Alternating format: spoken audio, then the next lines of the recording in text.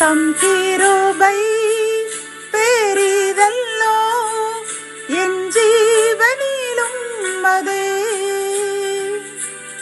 இம்மட்டும் காத்ததுவே இன்னும் தேவை கிருபை தாருமே இன்னும் தேவை கிருபை தாருமே.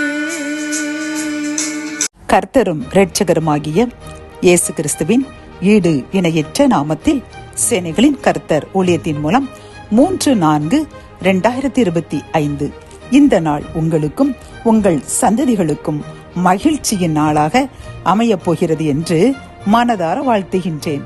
இன்று நாம் அறியவிருக்கும் கிருபையின் வார்த்தைகள் 1 சாமுவேல் 15 இஸ்ரவேலின் ஜெயபலமானவர் பொய் சொல்லுகிறதும் இல்லை, தாம் சொன்னதை பற்றி மனஸ்தாபப்படுகிறதும் இல்லை, மனம் மாற அவர் மனுஷனும் அல்ல.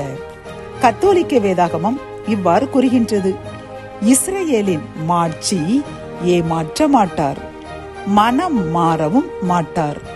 மனம் மாறுவதற்கு அவர் என்ன மனிதரா என்கின்றது.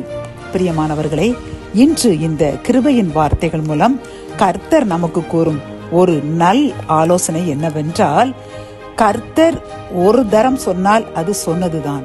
அவர் தாம் ஒரு வாக்குத்தத்தத்தை சொல்லிவிட்டு அதன் பிறகு அவர் மாறவே மாட்டாராம்.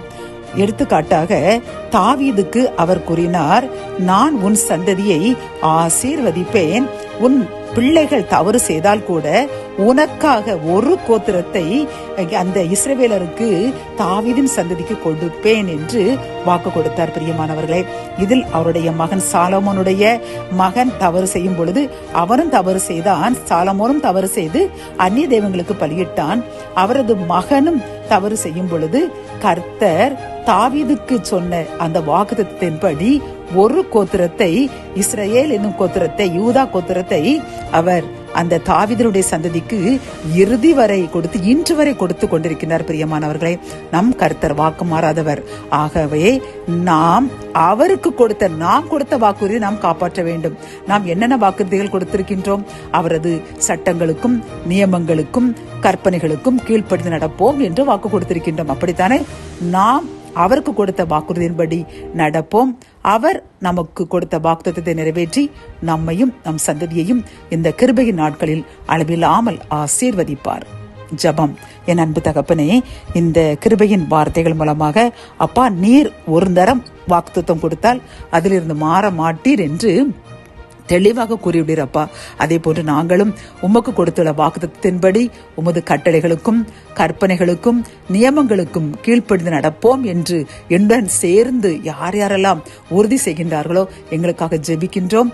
எங்களை உமது கட்டளைகளுக்கு கீழ்ப்படிந்து நடக்கக்கூடிய கிருபையின் வரத்தை தாங்க, ஆசீர்வதிங்க, பலப்படுத்துங்க. மீட்பர் இயேசுவின் மூலம் ஜெபம் கேளும் நல்ல தகப்பனே, ஆமேன்.